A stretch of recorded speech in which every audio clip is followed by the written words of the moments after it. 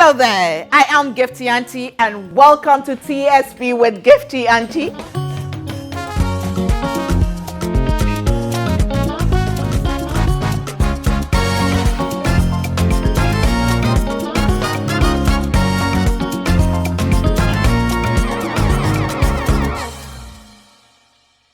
And we end the month of June in blue. Yes, throughout this month we'll be celebrating fathers and father figures in our country and beyond. And today, do I have the man for you? Not only are we going to capture his untold story, we are also going to learn a lot. He is an economist, he is an entrepreneur, he is the man behind. He doesn't want to show his face too much. The Mitcham Foundation. He's a mentor to many young people. He is a conference speaker. He is a trainer and wears many caps. Today, we are going to capture his untold story. But before I introduce him, let me say thank you to Amazing Grace Enterprise for my fabric. And then this outfit is by Eminent Fashions. Thank you so much to them. My hair by Auntie Alice, and then my bracelet. Yeah, today is leather and beads by Twinny Craft. Thank you so much. And then accessory by The Boy. Makeup the Global makeup product, Sigma Health and Beauty. Today, my team says my outfit is light, so they are going to turn off all the lights in the studio. It's going to be a disco light. Ladies and gentlemen, let's put our hands together as we welcome Mr. Evan Edu Minka.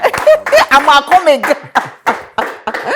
Good to see you. Akwaba. Thank you. Thank you so much for agreeing to share your time with us. Okay. Blue. So yours is dark black. It's black. Hey, okay. I'm colorblind. Okay. Kindly take your seat. Right, I'll be back. much. So you keep watching, stay tuned. We'll be back with some very beautiful conversation. I tell you, if you're into business or wanting to start a business, you will learn something. We'll be back.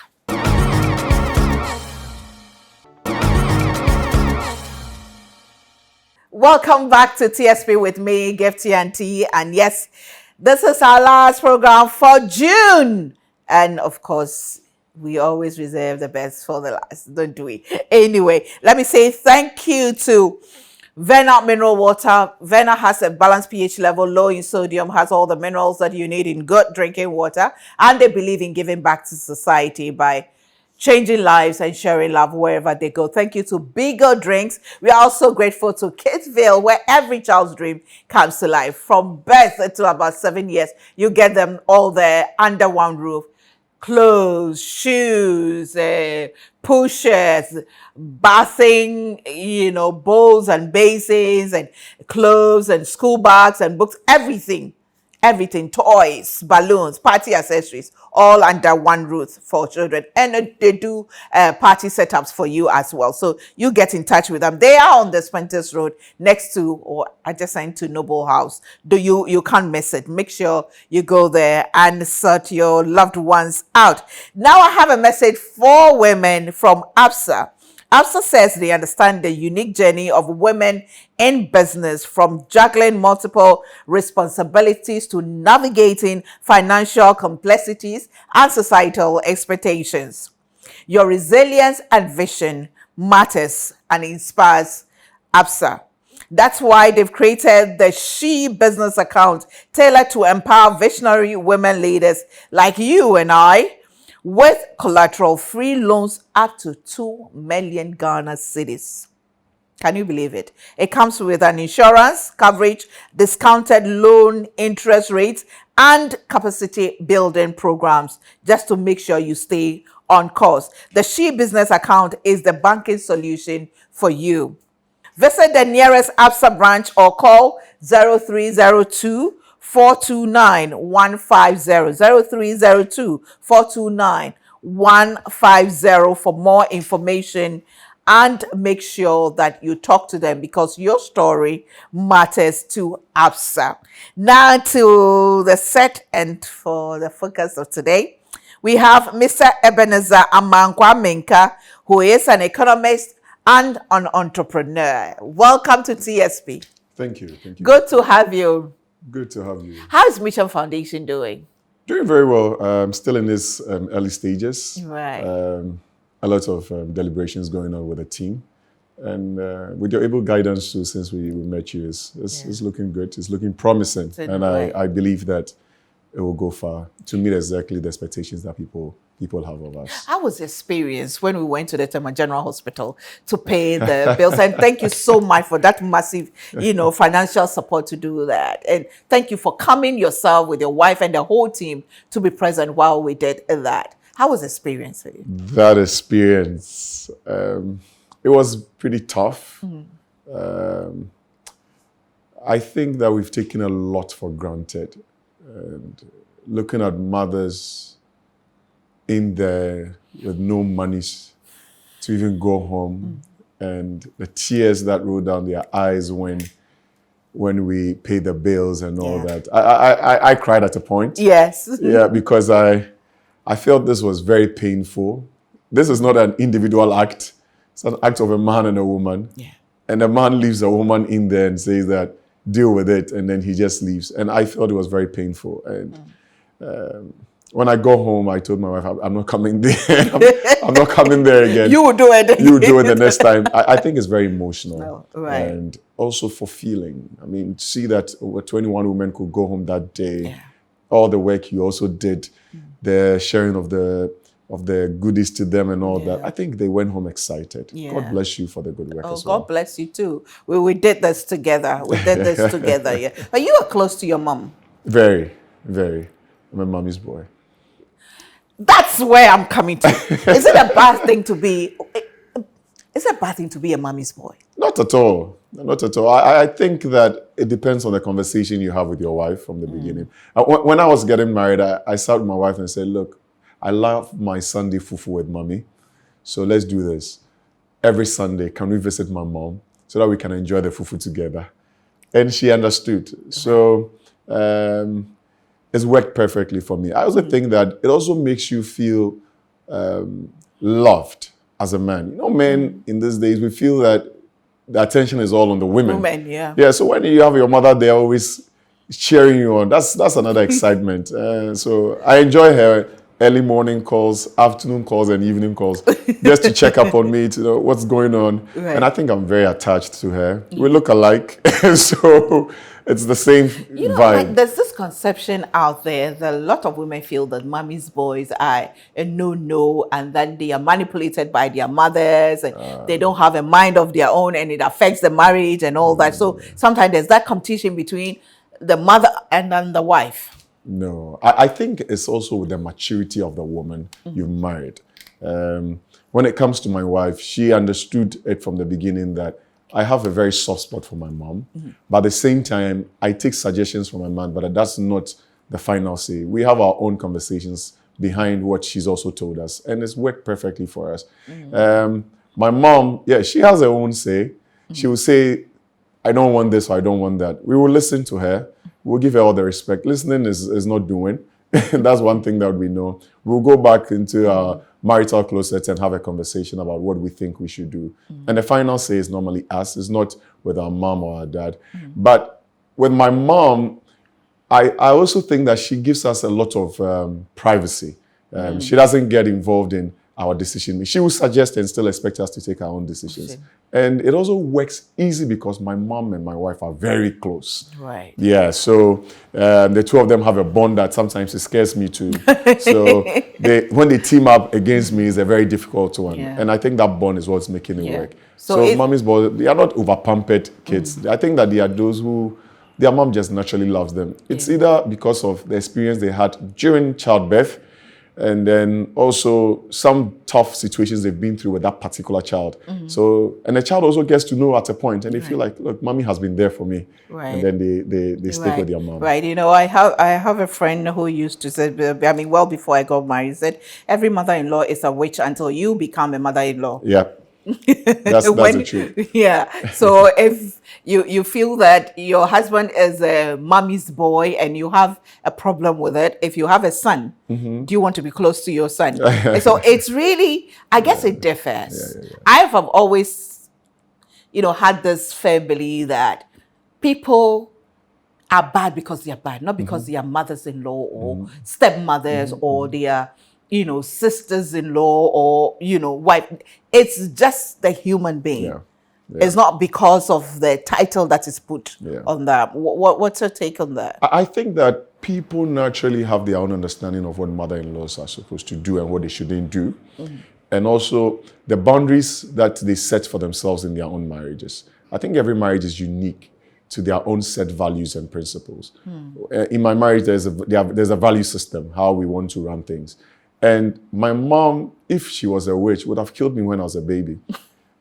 She doesn't need to wait for me to grow to a certain level and say, look, this is a time for you to go. She would have exhibited it earlier on. Moreover, the sacrifices that she's made before I got married, you have no idea. Exactly. Probably I was even stubborn that before you met me, I was very stubborn. She's gone through a whole lot of things to see me there.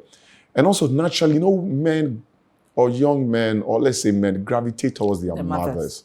And I think that's what's worked for me. Myself and my younger brother, we gravitate towards our mother. Right. Because I think it's natural. And then my sisters gravitate towards my father. They enjoy my father's company. They would always go to my father. So it's always okay when my father complains that, hey, they call you more. He tells my mom, they call you more, they don't call me. That's with me and my brother. Right. It's also because our mothers, they have a listening ear. They have a soft spot to understand. They are more emotional. Yeah. Fathers are very rational. You always think that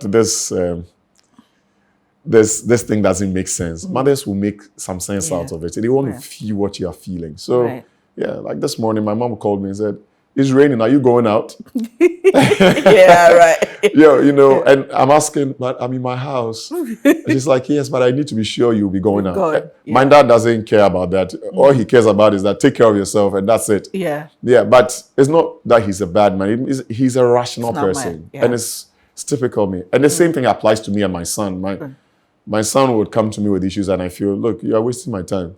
But my wife would take time and explain situations and be nice to him. So I think that we all have some advantages and disadvantages. And do you think that the way your mother, relates to you or raises you affects the way you treat your wife?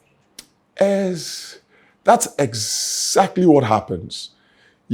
For a man who is well loved by the mother, easily shows love to the wife because you have an example to follow.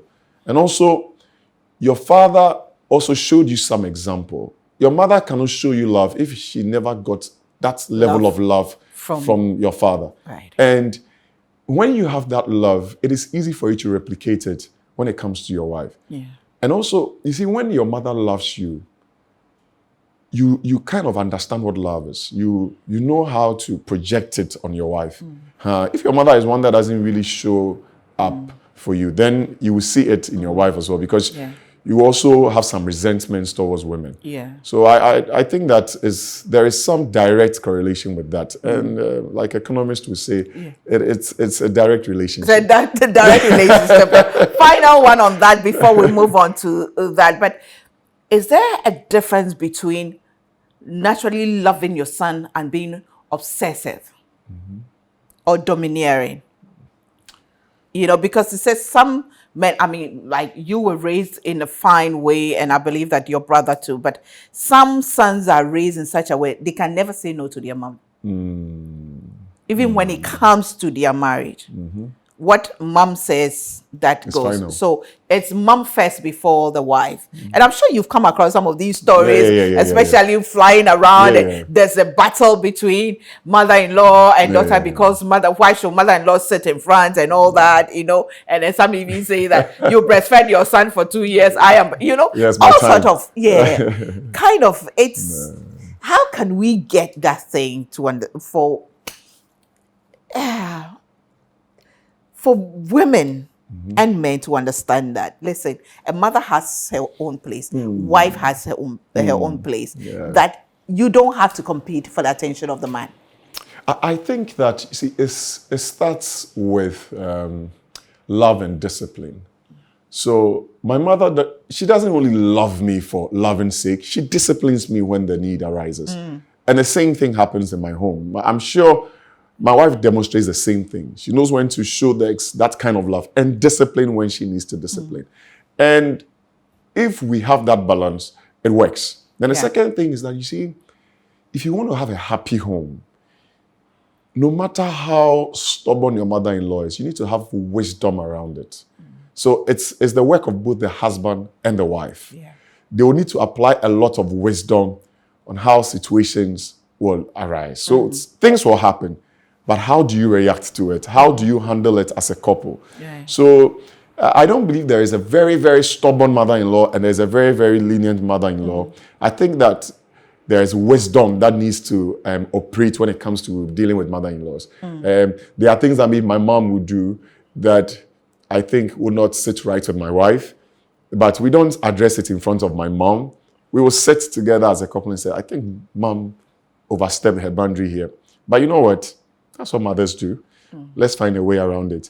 And then there are ways that I'll say, maybe it's mom's birthday. Babe, do you have money to get something for her? I don't have money. Okay, I give you money to go and get something for mom on your behalf. And just tell mom you did it. I don't need to go and discuss your weakness with my mom. Yeah. And when we have issues, it's between you and I. I don't need to denigrate you in front of my mom. Right. Because that makes you a weaker vessel, extremely weaker vessel. So I don't discuss the weakness of my wife with my parents or my mom especially. Right. Everything my wife does is okay. We have a conversation behind and then we move on. Right. Where did you meet your wife?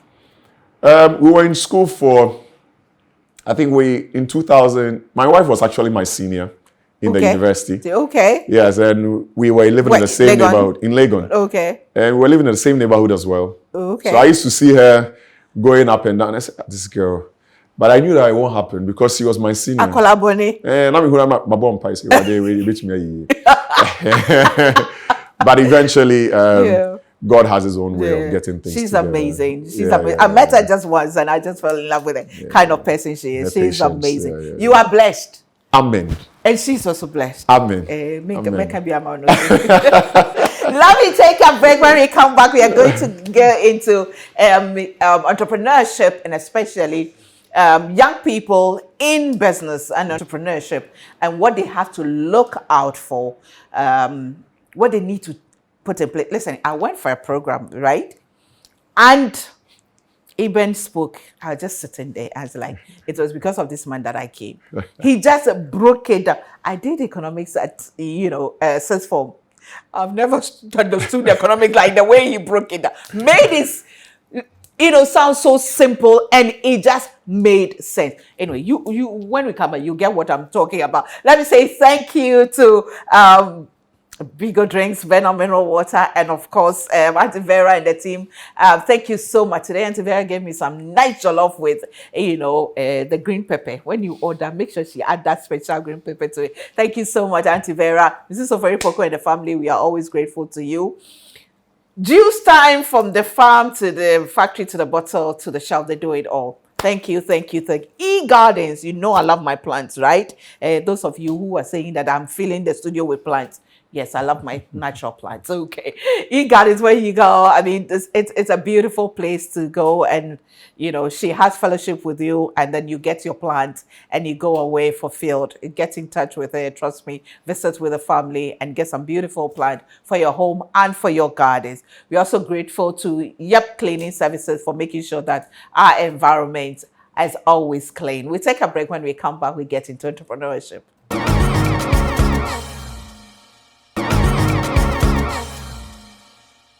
Welcome back to TSP with Gifty and T. Some wisdom there. Are you already arguing? Yeah. This thing, we need to settle it once and for all. And I think, Eben has, shed some light on it. It takes wisdom. And we all will live peacefully ever after. Let me say thank you to ABSA. ABSA says they have, a unique journey for women.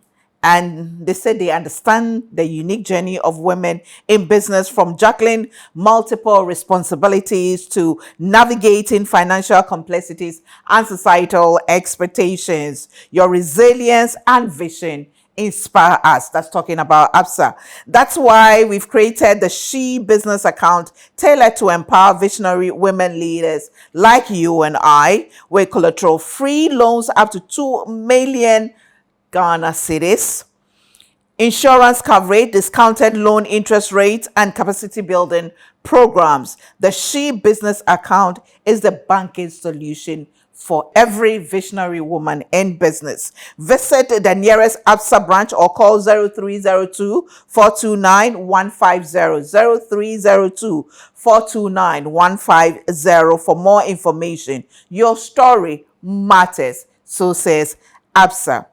And also say thank you to Amazing Grace Enterprise for my fabric. My outfit is by Eminent Fashion. Thank you so much. I'm so grateful to you. My beads by Twinny Craft, hair by Auntie Alice, makeup the Global, and then of course makeup product by Sigma Health and Beauty. Now, let's talk about entrepreneurship. Do you need a loan to start? Is it advisable to start your business with a loan? No, it's not advisable. I hate to give definite answers, but this one I'll have to tell you is a no. Is a no. And the reason why I'm saying is a no is because you are starting something that you have absolutely no idea whether it's going to be successful or not. Yeah. So entrepreneurship is risk. So you don't go in there starting with a loan. You want to start, at least you want to risk your money or a family member's money. One that you can easily go back and make some concessions on. But you don't start with a bank facility, or you don't start with a microfinance, or if it's your mother, it's your sister, your wife, your family, relative, and they want to give it a try, then it's good. So because of the risk nature of it, you do not want to start with a loan. Okay. It's not the way to start. And I don't think even any serious-minded organization will give you just a loan. It's different. You see, having a loan is different from venture capital fund. Right. Yeah. So when the fund gives you, it's because they know that there's that risk that it will go or it won't come back. Right. But for a bank to even assess you, they want to know, have some track record.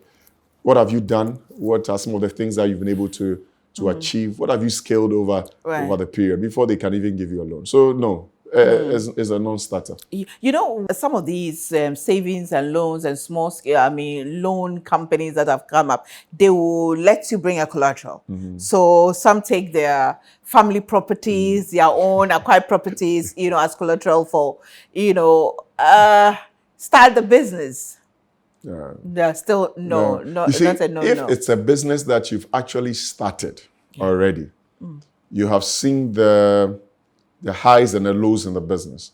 You know exactly what risk you are dealing with. You know exactly what issues there is. Even with your staff, you should be able to know how to manage them before you go out there. Your production cycle, which part of the value chain are you actually playing? How well are you playing it? What are some of the risk factors? You need to know all these things before you decide to go and take a loan with a collateral, unless you are willing to give the collateral out for free, because if something happens, they will come for it. Yes. And I always believe that business can go a bit sour. So it depends on your track record over time. Unless you believe in the business so much that you think, and I don't think business are always about belief. There's also a scientific aspect of it that you need to demonstrate. That's it. Right. And there are a lot of young women, because this platform is who are into small businesses now. We have design, like I said, everyone I've mentioned is a woman. The fabric lady is a woman. The person who sewed it, a woman. My beads, a woman. Makeup is a woman who did it. But most of the time, you feel that you see that they feel stuck. We have a few women in Ghana who, built, quote unquote, an empire. But lots of them are pretty stuck at the same medium scale, small scale enterprises. That's what we have. What is our challenge? What is the challenge? Do I call it a challenge? I won't call it a challenge per se. I think it's a culture handed over to us, especially to the women. When you come to Ghana, the informal sector is dominated by women. And it is typically understood that the informal sector should not have structures. So most of these women selling tomatoes, selling in the shop, there is no formal structure to the business. There is no proper bookkeeping. So when we say structure, we're not asking you to have a computer by your side. We are not asking you to have an office. We just need you to be able to take records. So bookkeeping, I took this quantity yesterday. I sold this quantity. I have this profit margin. These are my costs. These are my revenue. You need to have a book in that. We don't have it. So, when the business cannot be tracked in a way where we can say, this is your cost, this is your revenue. Are we making genuine profits out of this business? Yeah. There is no need for scalability. Because then you can't scale. What are you scaling for? Are you really going to scale because you just think that by imaginative experience, you think that I'm making profit?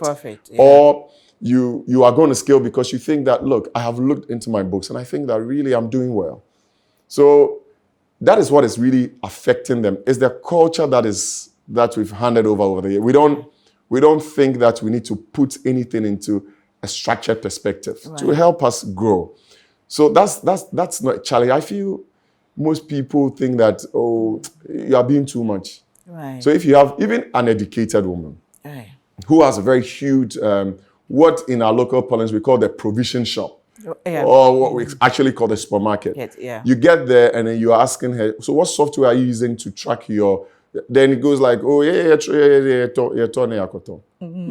have that kind of mindset. Right. So when you start telling them that, oh no, I think you can have a software that tracks all your sales, even your stock, your inventory, and then they feel you are bringing another cost item. Yeah. But also it takes too much. Yeah, it takes too much. But the danger is when they start seeing that the business is growing. And you see, for them, what they call growth is when they think that there's an increase in sales.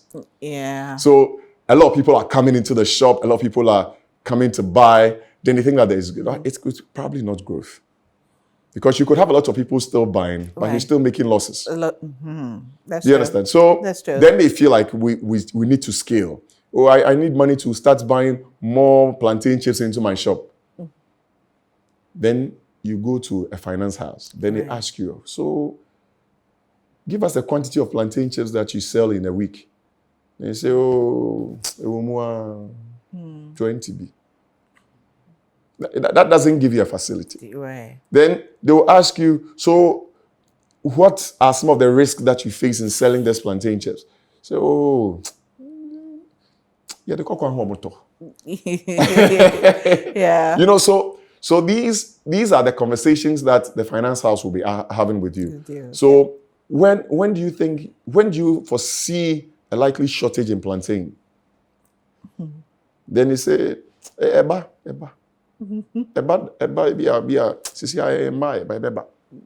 Those things don't give you a facility. So when you talk to them and you ask them that, listen, have some record. Understand the environment in which you are playing, so that at least we can have a conversation about it. Yeah. Then you can easily support these businesses. Then they get a bit offended. Right. And it happens not only. There was a lady friend of mine that would always come and say, give me 100. Then I give her. Then one day I said, can you give me a business idea so that I can help you? Then she got offended. So it's a culture thing. We've come to a place where I think that people need to accept that I can do it more than the table. Yeah. Take it off the table concept.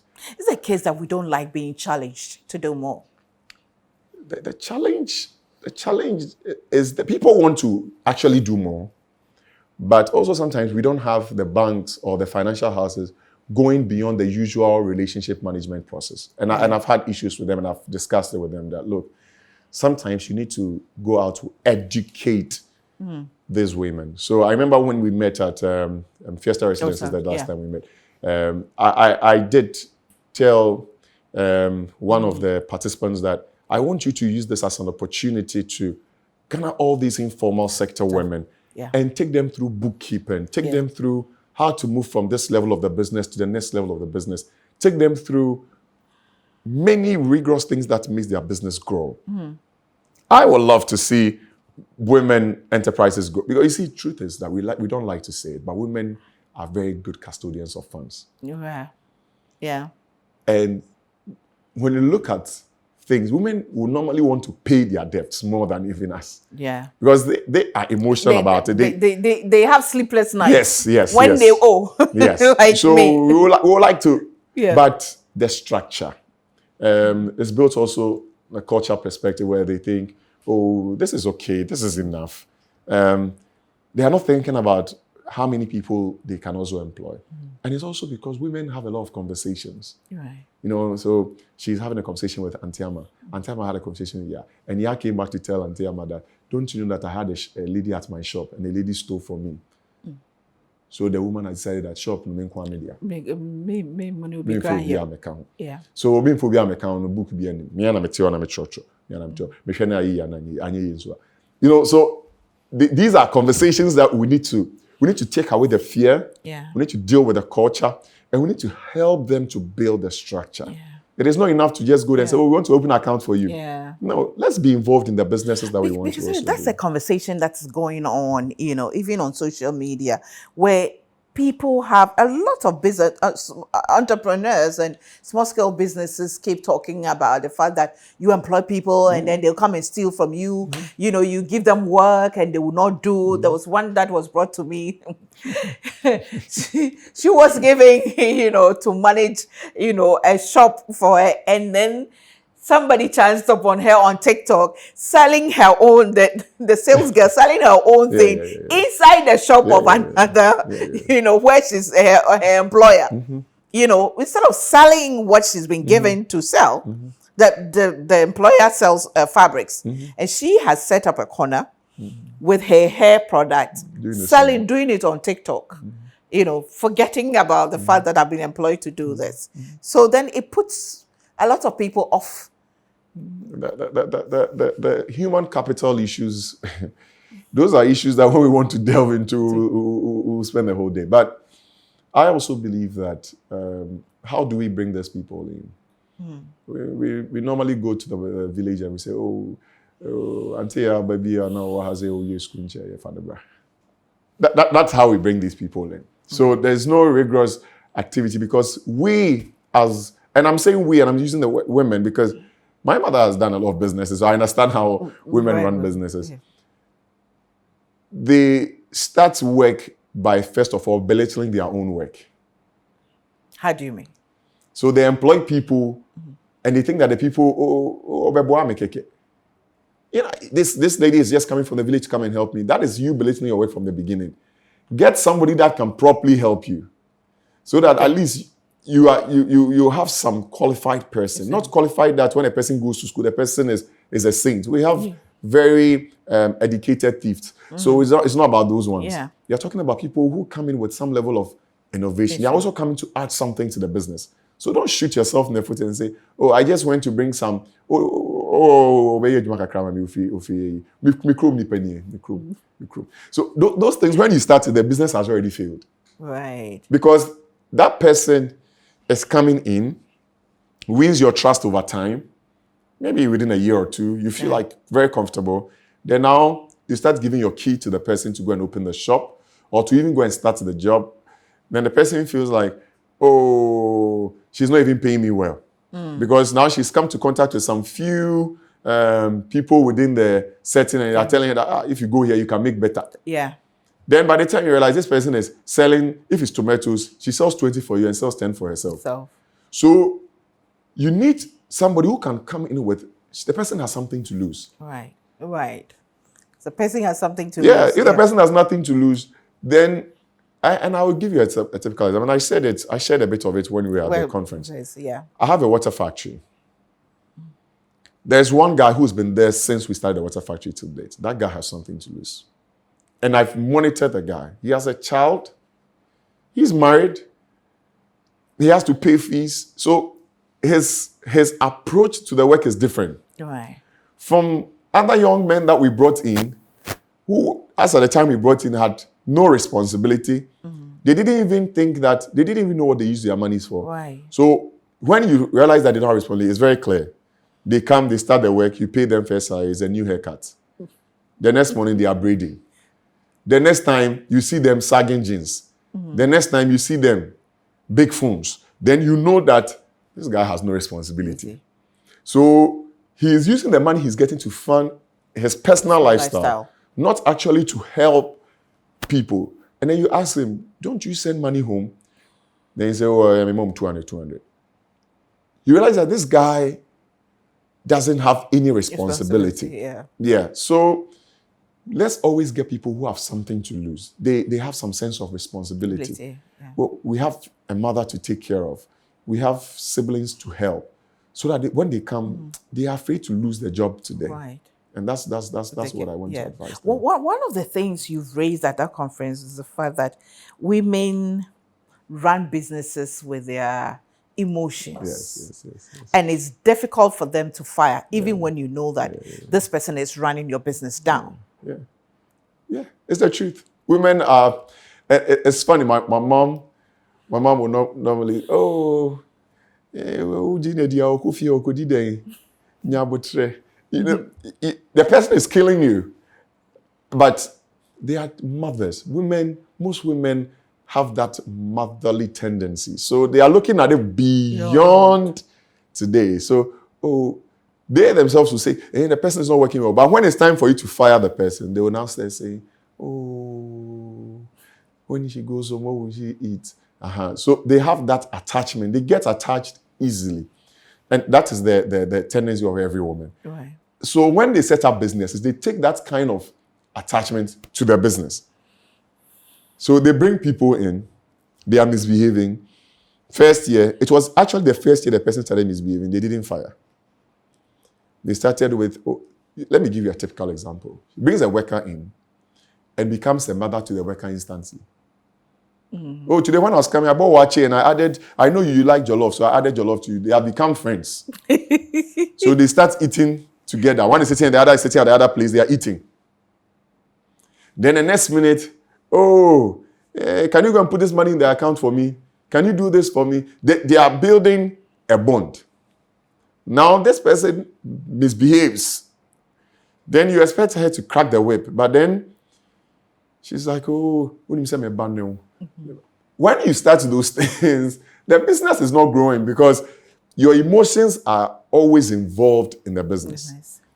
And even not only women, even our fathers, let's say my father's generation, they have that tendency sometimes. Right. They feel, don't do it. But any business person, whether male or female, who has no tendency to hire and fire, has no business starting at all. You should be able to close your eyes and say, look, you've got to go. You've got to go. And you should be able to say, look, I think this one is qualified for the job. If you don't do that, then you are losing a lot of money. Because we don't care. They'll come there and do their thing. And it's a culture. We've built it wrongly. We feel that we are entitled to more than we are given. Yeah. Wow. So what would you say to that woman who is growing a business let's start with those who are already in business and feels stuck. She feels she's putting in a lot of work, but then she's stuck. She's not, growing as, she doesn't see the business going places. Let me use myself as an example. You go everywhere and everybody, I watched the standpoint. I've seen the standpoint, this, that. But it's difficult to get them to sponsor or to advertise on the program. And you're just wondering, okay, what am I doing wrong? And there are businesses like that they know that your product is good. They taste it, but then they don't give you the business. And you're wondering what's going on. Yeah. So if I were to invest in standpoint, if I have a product and the product, like Verna is doing well with you, and I want to invest. Typically, what Verna will do, they want to look at your eyeballs. They want to be sure how many people are watching it. Yeah.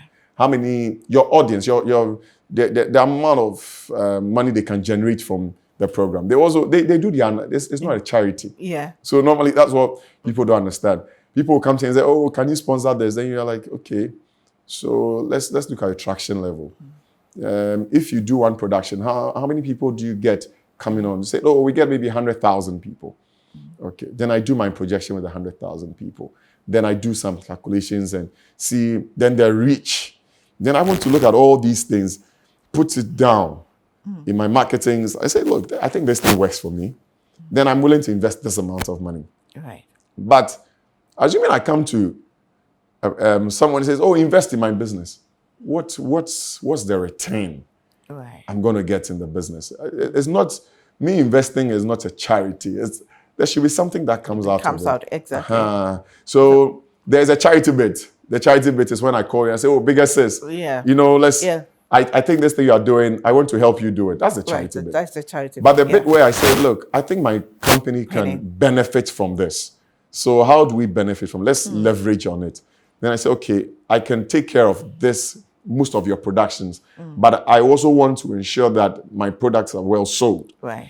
Then we are in business together. Right. But for a stuck woman in business, first of all, my advice is, let's go back to the drawing board. Let's look at the business. Now, sometimes, the real business is not what you're actually doing. Right. We fail to look at the entire value chain of the business. The real business is not exactly what you're doing. What you're doing. That's not where the money is. You are failing to look at the entire value chain of the business. Yesterday, I had a young man come to my office. He came with a fantastic idea, but it was not a bankable idea.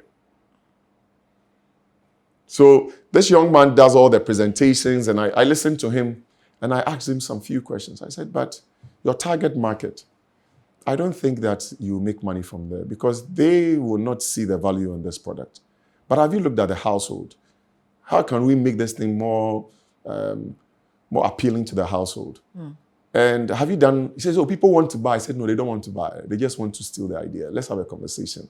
Because you've not even done a commercial production to know the price. You don't know the costing involved. And he's trying to skip all these steps, then start the business. And I told him, no, I know you want me to invest in the business. That's not the problem. But I'll only invest in the business if I think that this business is bankable. So I asked him, have you actually looked at the entire value chain of the business? So sometimes, let's say you sell tomatoes. The value chain starts from the farmer. The one who is actually transporting the tomatoes from wherever it is to Accra. Yeah. Then the one who is actually even doing the processing of the tomatoes. Or the one who is retailing it directly. And the one who is actually using it to cook. Yeah. So you need to look at the entire value chain and know where you play better. So if you decide that, okay, I can be a farmer. I have a friend who is a civil engineer who's gone into farming. Wow. And his farming is green house farming. And he's doing so well. Why? Because he chose where he wants to play. Okay. His product is not for the traditional market. His product is for you and I. Yeah. Because he will bring it to you and say, I have packaged it in a way. And when he brings it, you will not even ask the price. You pay. You will pay. So he's chosen a particular area and he's actually working well there. Now, if you are in my very loved people in Abobloshi, Malam Market, yeah. When I was not married, I used to do that. I used to sometimes tell my wife, I said, okay, let's go with me to the market. And I just want to have a feel of some of the things that they do. I love them for their marketing gimmicks. How they will scream, how they will shout your name, how they will pamper you to buy. Yeah. But maybe you're not making money there. But if you were actually the one bringing it from the farm, because somebody's business is to bring it from the farm. Yeah. Maybe if you were doing that, you get more money. Not necessarily you doing the retailing. But you have a low-hanging fruit where you know somebody who is the farmer. Right. Which you can negotiate with and say, look, I'll be picking it right from the farm. Then you know somebody who can actually cut it for you. Right. Then you are bringing it to the farm and you are selling it to a package. That's where the business is. Says. You don't necessarily have to sit in the market. Good. So sometimes it's the value chain and where we are playing. So when I sit in your production house, Yeah. I will look at the entire value chain. Yeah. So I know that they are cameramen. I know that they are makeup artists. They are. Then I said, where is the money? So your interest might not be my interest. And the reason why I choose interests is because I'm choosing interest one based on my low-hanging fruit. Okay. Okay. Because let's say if I decide to do cocoa farming or to sell cocoa or be a cocoa aggregator or go into the cocoa business, I have first of all look at the value chain. Then I first of all ask myself, where is the low-hanging fruit? Then I remember that my uncle does cocoa farming. So he's my first low-hanging fruit. So I quickly go to him. Say that now I want to buy all your cocoa directly from your farm. So I have solved a problem because that one I don't even need money. Yeah. So I'll give you you just have to take it, go and sell it and bring your money to you. That is it. When we started Water Factory, there was a young man that came, educated guy, enters the Water Factory and says, I just completed school, I don't have money. My business was using the abuboya to take the water around the shops. He came with a different concept. I pick the water and I take it to the house. So this guy comes and says, can you give me 2? I'll bring the money. He takes the 2, brings the money back. Then the next minute, he's coming for 5. Then I was like, what's this guy doing? But then, over time, I realized that every household on the stretch was his. So when the boy is taking 100, he's actually selling 100 easily. So he used the low-hanging fruits because he knows me, he can come to me, and he can tell me that, can I get it, I'll pay back. So the low-hanging fruit is always the best. So when I get people coming to me and say, I want to start a business, I said, what is the low-hanging fruit? Who do you know that produces something or is doing something that you can be of benefit to? That is your first business idea. Right. If I know the owner of Verna, when I go, I'm not going to ask Verna for money. I'll say, let's have a conversation. I stay here. I can mobilize 100 people to buy Verna every week. I don't have the money, uncle. But uncle or auntie, can you give it to me? I'll bring the money back. And the next thing is being honest. So when I'm done, I bring it. I started with 100. I take it, I bring it back. I take it, I bring it back. And by the time you realize, I'm there. And even that is how sometimes you can get money to fund your business. A point of my business, I was doing what we call other people's money. Okay. I had the business. So let's say I have this. This is my business. And then I know that I don't have the capacity to do this, but I have people who want to invest. Okay. So they give me their money. I invest into this. This is going well. I'm paying their interest. And I never default. That's how you grow business. So it's a mindset issue, and that's how I think it should be handled. Wow, that's a lot. That's a lot. Today I so much wanted to get the younger people here, but the notice was short. So I think we'll do this again, where we'll bring them here to ask, the question, because everybody within the short, somebody made it. I think what you said, we start a business today and today I'm CEO. Title, we are more concerned about the titles, especially when it comes to us women. We are more concerned. I'm the CEO, I'm general overseer, I'm president and founder, without, really getting into it and understanding what it entails, But how, and my final question is, I see a lot of people doing business, and I do same business using social media. How effective is that? It's actually one of the best. See, social media has come to stay. Take away all the religious gimmicks, take away all the other gimmicks that comes with it. Whether I like it or not, social media has come to stay. Your reach on social media, it's huge. even when you boost it, it's even bigger. Bigger. And I think that anytime you decide to go into a business, you are looking at avenues to sell the products that are cheaper. Today, people are selling themselves on social media. When you go to LinkedIn, people put huge titles, they put huge qualifications, they are selling themselves because every individual is a product. Yeah. Now, if you have a huge reach, for instance, when I put up a social, a WhatsApp status, and I have 200 people coming to watch it, that is a whole market. That is a whole market for me to sell something. And the truth is that you get people coming in to look for it. So what is the point in having church members on your contact list, having old school classmates on your contact list, having people you've dated and you didn't marry, those that you married, all of them are on your contact list. Those who hate you are even there. Those who love you are also there. All those people combined, they are your market. Yeah. When you put up anything, they watch it. They watch it. There are people who hate you. They watch you more than anything else. When I spend it, sometimes I come onto your WhatsApp status and I watch and I talk with, we discuss issues. Anyway, that's a whole market. So when I hear someone say, oh, there's no work, I say, oh, there can be work. You have WhatsApp, right? Yeah. You have a phone. I say, there's a woman, she's selling fabrics, but she doesn't know about social media. Go and help her shop.